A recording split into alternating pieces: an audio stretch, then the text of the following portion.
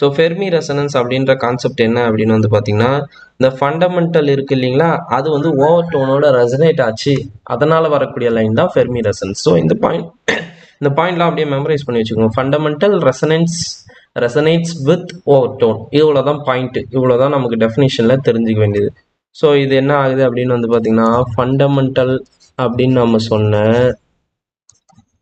Line வந்து என்ன ஆகுது, ஓவர் டோனோட மெர்ஜ் ஆகுது, ரெசனேட் ஆகுது. ஸோ இந்த பாயிண்டால கிடைக்கக்கூடிய லைன் தான் வந்து பார்த்தீங்கன்னா ஃபெர்மி ரெசனன்ஸ் அப்படின்னு சொல்லுவோம்.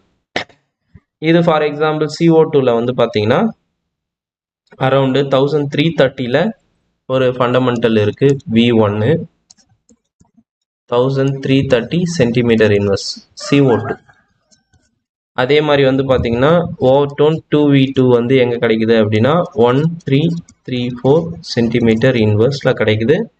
ஸோ அரௌண்டு இது ரெண்டும் வந்து பார்த்தீங்கன்னா என்ன ஆகுது அப்படின்னா, திஸ் பேண்ட்ஸ் ஆர் நாட், இந்த ரெண்டு பேண்டும் வந்து பார்த்தீங்கன்னா ஐஆர்ல நமக்கு கிடைக்கிறது கிடையாது. பட் இன்னும் ராமன்ல வந்து என்ன ஆகுதுன்னா, இந்த ரெண்டு பேண்டும் வந்து ஒன்னோட ஒன்று இன்டர்ஃபியர் ஆகுது. ஸோ இன்டர்ஃபியர் ஆகிட்டு இந்த டூ பேண்ட்ஸும் வந்து பார்த்தீங்கன்னா 1285 பேண்டு 1 1285லையும் பேண்டு 2 இது 1385லையும் நமக்கு கிடைக்குது. அதனுடைய மீன் வேல்யூ வந்து 1330. அங்கே வந்து பார்த்தீங்கன்னா நமக்கு ஃபெர்மி ரெசனன்ஸ் கிடைக்குது.